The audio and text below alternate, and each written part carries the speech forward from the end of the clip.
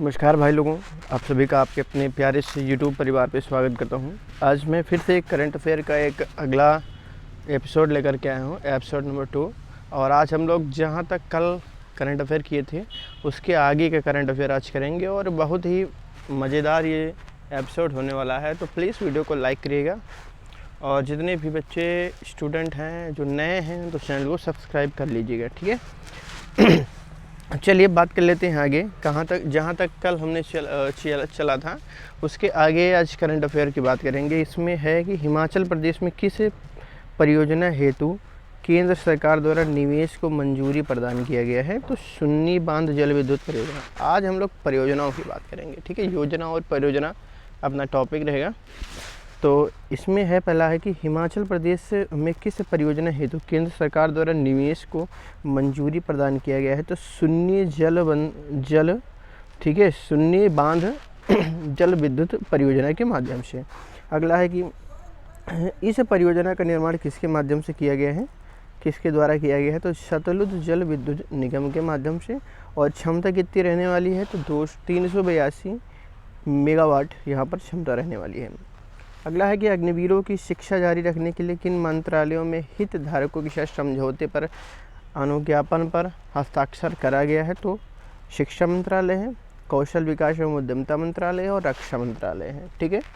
इन पे जो है साइन किया गया है इनके माध्यम से। अगला है कि केंद्रीय मंत्रिमंडल ने हरित हाइड्रोजन से संबंधित किस अभियान को मंजूरी प्रदान किया है।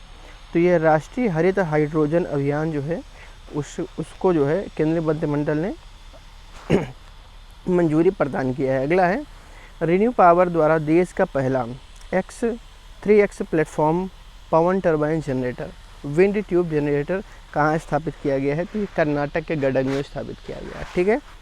अगला क्या है कि जम्मू एवं कश्मीर में स्थित किस सस्पेंशन ब्रिज का उद्घाटन किया गया है। तो बेली नामक ब्रिज है, उस सस्पेंशन ब्रिज का उद्घाटन किया गया है। किस नदी पर बना हुआ है, तो चनाब नदी पर बना हुआ है, ठीक है। अगला है क्या है कि राष्ट्रपति द्रौपदी मुर्मू ने राजस्थान की यात्रा के दौरान किसका उद्घाटन किया है। तो ये संविधान उद्यान है, मयूर स्तंभ और राष्ट्रीय ध्वज पोस्ट का उद्घाटन किया है, ठीक है। और किन प्रतिमा का अनावरण किया है अपनी यात्रा के दौरान में। तो महात्मा गांधी और महाराणा प्रताप की, ठीक है, प्रतिमा का अनावरण किया है। राष्ट्रपति ने SJVN लिमिटेड की किस कंपनी की किस परियोजना की आधारशिला रखी है। तो 1000 मेगावाट की बीकानेर सौर ऊर्जा परियोजना की आधारशिला रखी है। अगला है रक्षा मंत्रालय ने किस राज्य में सियोल पुल का उद्घाटन किया है। तो अरुणाचल प्रदेश में सियोल पुल का उद्घाटन किया गया है। अरुणाचल प्रदेश, ठीक है, जिसकी राजधानी ईटानगर है। अगला देख लेते हैं, सियोल पुल अरुणाचल प्रदेश में किस नदी पर बनाया गया है। तो सियोम नदी पर बनाया गया है, ठीक है। ये दोनों चीज़ याद रखिएगा, महत्वपूर्ण है। आगे है कि भारत के दूसरे सबसे लंबे केबल आधारित पुल का उद्घाटन कहाँ पर किया गया है। तो गोवा में किया गया है।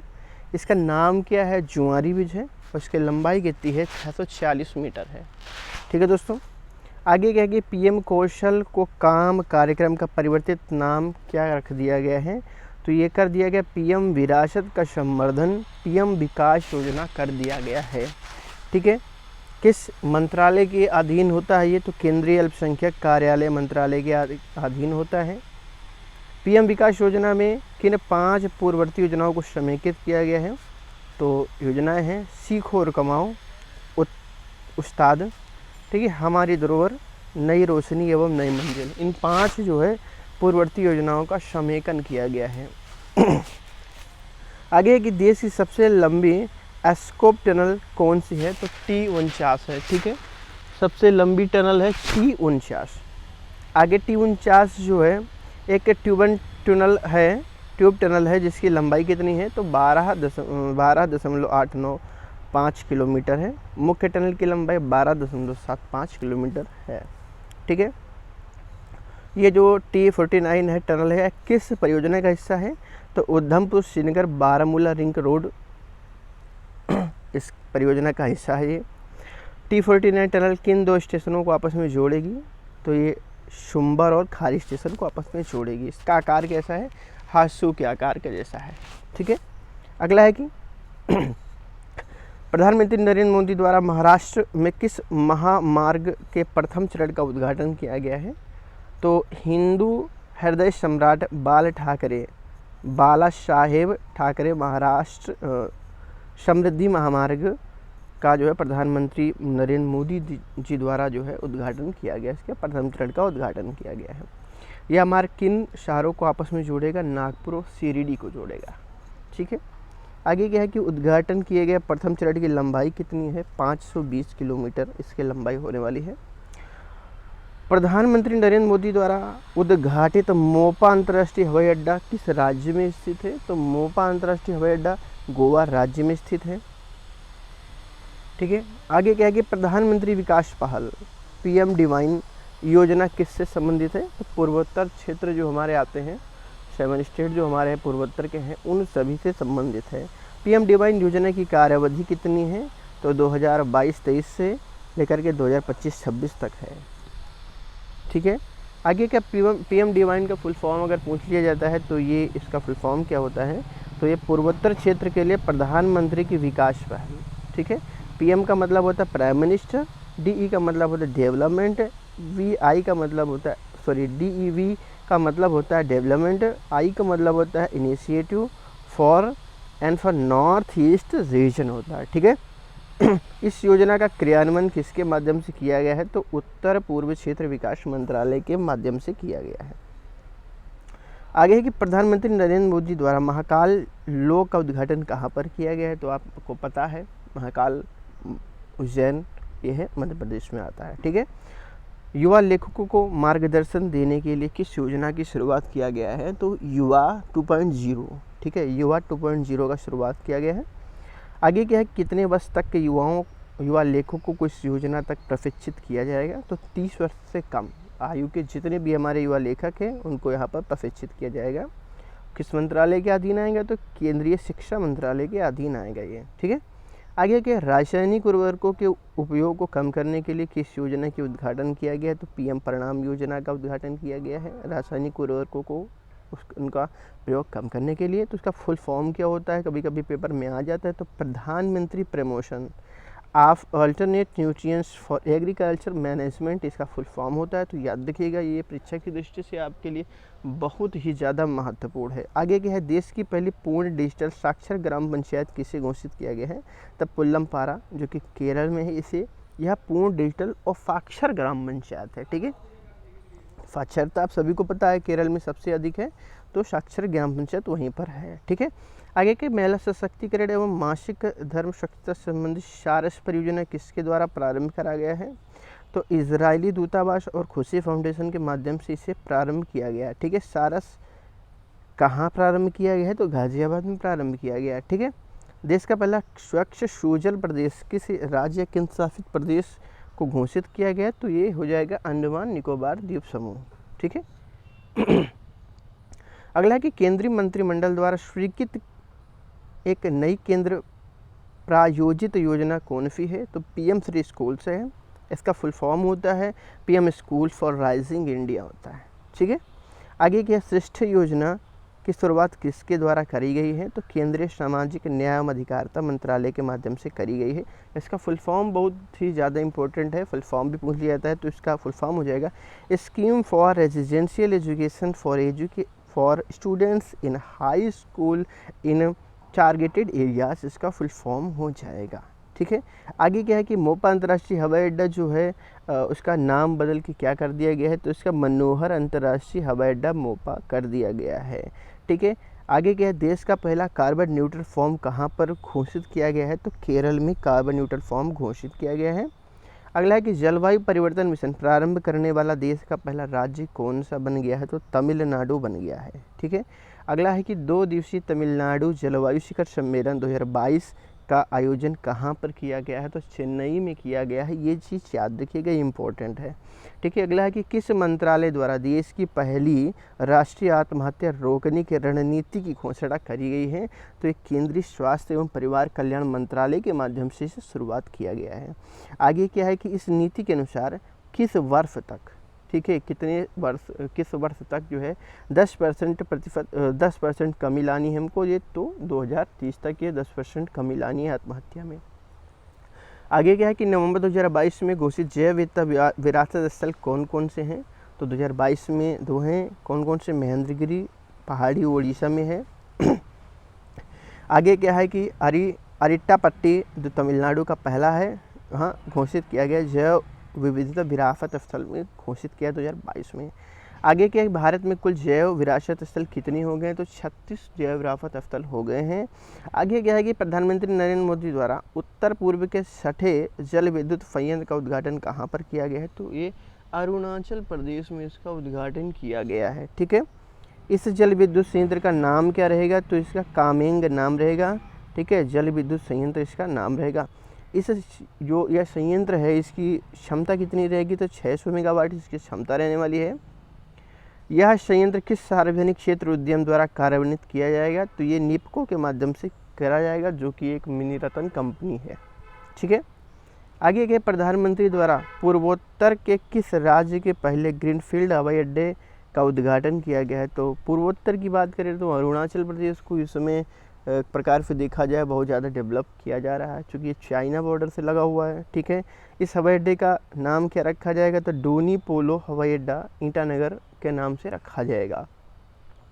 इसका फुल फॉर्म क्या होता है डोनी पोलो का? तो इसका फुल फॉर्म होता है, डोनी का अर्थ होता है सूर्य और पोलो का अर्थ होता है चंद्रमा। आगे क्या है कि प्रधानमंत्री नरेंद्र मोदी द्वारा स्टैट्यू ऑफ प्रॉस्पेरिटी का उद्घाटन कहाँ पर किया गया है? प्रश्न पूछा जाता है, पेपर में आया भी है, तो ये बेंगलोर हो जाएगा इसका आंसर। ठीक है, स्टैच्यू ऑफ प्रॉस्पेरिटी किसकी प्रतिमा है? तो ये नाड प्रभु केम्पेगौड़ा की प्रतिमा है। ठीक है, इस प्रतिमा की ऊंचाई कितनी है? तो 108 फीट इसकी ऊंचाई है। पेपर में पूछ लिया जाता है, ये बहुत ही ज़्यादा इंपॉर्टेंट है। आगे क्या है कि इस प्रतिमा के निर्माण में किस धातु का प्रयोग किया गया है? तो ये 98 टन कांस्य और 120 टन इस्पात का यहाँ पर प्रयोग किया गया है। ठीक है, अगला क्या है, इस प्रतिमा के शिल्पकार कौन हैं? तो राम वी तुषार इस प्रतिमा के शिल्पकार हैं, स्कल्पचर हैं। ठीक है, आगे क्या है कि श्यामा प्रसाद मुखर्जी रूरल मिशन जो है हमारा SPMRM के तहत पूरा होने वाला देश का पहला क्लस्टर कौन सा है? तो एबॉक क्लस्टर है। ठीक है, एबॉक क्लस्टर स्थापित कहाँ पर है? तो ये मिजोरम की राजधानी आइजोल में स्थापित है। ठीक है, आगे क्या है कि 70 वर्ष पहले बहने वाली किस नदी के लिए पुनरुद्धार कार्यक्रम योजना का शुभारंभ किया गया है? तो सुकापाइका। ठीक है, सुकापाइका नदी है, उसके पुनरुद्धार के लिए कार्य योजना का शुभारंभ किया गया है। आगे क्या है कि इस नदी को पुनर्जीवित करने का निर्देश किसके माध्यम से किया गया है? तो NGT के माध्यम से किया गया है। NGT का फुल फॉर्म होता है नेशनल ग्रीन ट्रिब्यूनल होता है। ठीक है, और ये किस राज्य में पड़ेगा? ये तो ओडिशा राज्य में पड़ेगा। ठीक है, सुकापाइका जो ओडिशा में किसकी सहायक नदी पर है? महानदी की सहायक नदी पर है। ठीक है, आगे क्या है कि प्रधानमंत्री द्वारा निजी क्षेत्र में देश के पहले C295 ठीक है 295 परिवहन विमान निर्माण संयंत्र का शिलान्यास कहाँ पर किया गया है? तो भाई ये वडोदरा में किया गया है। ठीक है, वडोदरा में किया गया है, गुजरात में। ठीक है, आगे क्या है कि प्रधानमंत्री नरेंद्र मोदी द्वारा मिशन लाइफ का शुभारंभ कहाँ से किया गया? तो केवड़िया गुजरात से किया गया है। ये पर्यावरण के लिए जीवन शैली पर आधारित कार्यक्रम है। ठीक है, आगे क्या है कि प्रधानमंत्री नरेंद्र मोदी ने कहाँ पर मिशन स्कूल्स ऑफ एक्सीलेंस का शुभारंभ किया है?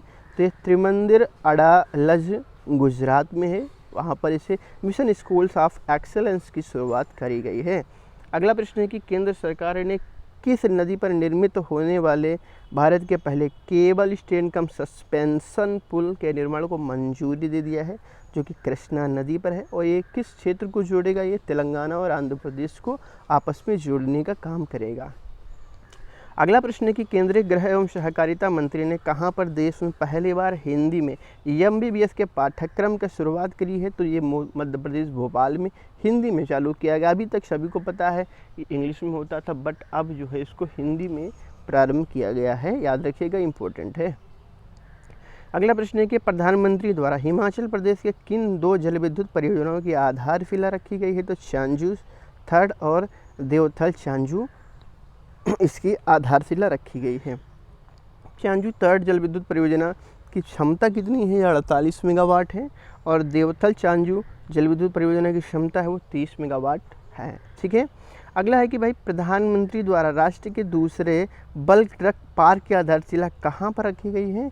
तो ऊना हिमाचल प्रदेश में रखी गई। ठीक है, पहले बल्क ड्रग पार्क की आधारशिला कहाँ पर रखी गई थी? ठीक है, ये तो भाई ये दूसरा bulk drug park Una Himachal Pradesh और पहला है जम्बूसर भरूच गुजरात में रखी गई थी। ठीक है, अगला भाई प्रश्न देख लेते हैं कि भारत का पहला डार्क स्काई रिजर्व कहाँ पर स्थापित किया जाएगा? तो ये लद्दाख के हनले में स्थापित किया जाएगा। ठीक है, लद्दाख के हनले में स्थापित किया जाएगा। तो डार्क स्काई रिजर्व को किस वन्य जीव अभ्यारण्य के एक भाग के रूप में स्थापित किया जाएगा? ये तो ये चांगथांग वन्य जीव अभ्यारण्य के रूप में स्थापित किया जाएगा। अगला प्रश्न है कि प्रधानमंत्री जन धन योजना के सफल कार्यान्वयन के कितने वर्ष पूरे हो गए हैं? तो 8 वर्ष पूरे हो गए हैं। यह योजना लागू कब करी गई थी? तो 28 अगस्त 2014 को लागू करी गई थी। ये प्रश्न पूछ सकता है कि जो जन धन योजना है वो कितने साल हो गए हैं? 2014 में और इस समय 22, अगर एक साल पीछे की अगर बात करें हम लोग तो ये कितना लगभग 8 साल, और इस समय की बात करें तो लगभग 9 साल। ठीक है, 28 अगस्त को 9 साल हो जाएंगे। अगला है कि केंद्रीय मंत्री जितेंद्र सिंह द्वारा जारी किया गया लोगो वासुकी अभियान किससे संबंधित है? तो ये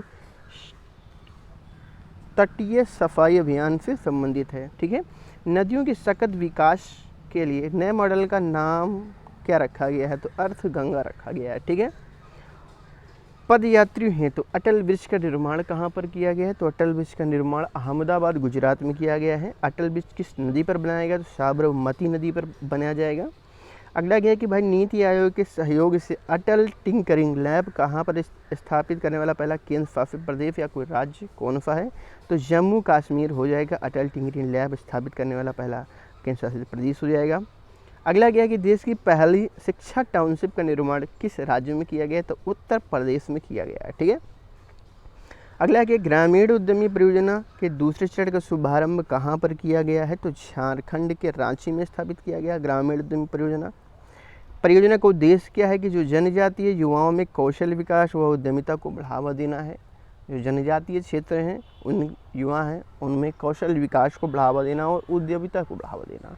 ठीक है, परियोजना कार्यान्वयन किया जाएगा कहाँ कहाँ पर किया जाएगा? तो ये महाराष्ट्र में किया जाएगा, गुजरात में किया जाएगा, राजस्थान में किया जाएगा, छत्तीसगढ़ में किया जाएगा, झारखंड एवं मध्य प्रदेश में किया जाएगा। ठीक है, अगला भैया कि किस राज्य सरकार ने सौर ऊर्जा नीति 2022 का मसौदा जारी किया है? तो उत्तर प्रदेश राज्य ने सौर ऊर्जा नीति 2022 का मसौदा तैयार किया है। अगला है कि प्रदेश सरकार ने वर्ष 2026-27 तक कितने मेगावाट और सौर ऊर्जा क्षमता प्राप्त करने का लक्ष्य निर्धारित किया है? तो 16,000। ठीक है, 16,000 उत्तर प्रदेश सरकार ने, ठीक है, सौर ऊर्जा क्षमता प्राप्त करने का लक्ष्य रखा है। भारत का पहला हर घर जल प्रमाणित कौन सा राज्य होगा? वो गोवा होगा, याद रखिएगा। और पहला जो है केंद्र शासित प्रदेश कौन सा होगा? दादरा नगर हवेली और दमन द्वीप होगा। ठीक है भैया, अगला है कि भारत का पहला हर घर जल प्रमाणित जिला कौन सा होगा? तो ये बुरहानपुर मध्य प्रदेश हो जाएगा, जो कि परीक्षा की दृष्टि से बहुत ही ज़्यादा इम्पोर्टेंट है। अगला भैया कि जल जीवन मिशन के तहत हर घर जल कब तक उपलब्ध कराने का लक्ष्य रखा गया है? तो 2024 तक लक्ष्य रखा गया है। ठीक है, तो देश के कितने शहरों में सफाई कार्यों के मशीनीकृत होने की घोषणा किया गया है? तो 500 शहरों में। ठीक है, किस समयावधि तक सभी शहरों को सफाई में सुरक्षित शहर घोषित करने का लक्ष्य रखा गया है? तो ये रखा गया मार्च 2024 तक। तो दोस्तों आज की वीडियो कैसे लगी प्लीज़ आप लोग ज़रूर कमेंट करके बताइएगा। अगर अच्छी लगी है तो प्लीज़ लाइक करिएगा। अगर अभी तक चैनल पर नए हैं तो चैनल को सब्सक्राइब करके बेल आइकन को प्रेस कर दें और वीडियो को शेयर कर दें। जितने भी मैं करंट अफेयर के एपिसोड लेकर के आऊँगा वो सभी आपके परीक्षा की दृष्टि से बहुत ही ज़्यादा महत्वपूर्ण होंगे और सारे जितने भी चीज़ें रहेंगी वो एक तथ्य के हिसाब से रहेंगी, सही रहेंगी और कोई भी गलत जानकारी आपको नहीं दिया जाएगा। सो प्लीज़ वीडियो को लाइक शेयर करिएगा, चैनल को सब्सक्राइब करिएगा। लेता हूँ आपसे अलविदा, मिलेंगे नेक्स्ट एपिसोड में, तब तक के लिए गुड बाय, टेक केयर।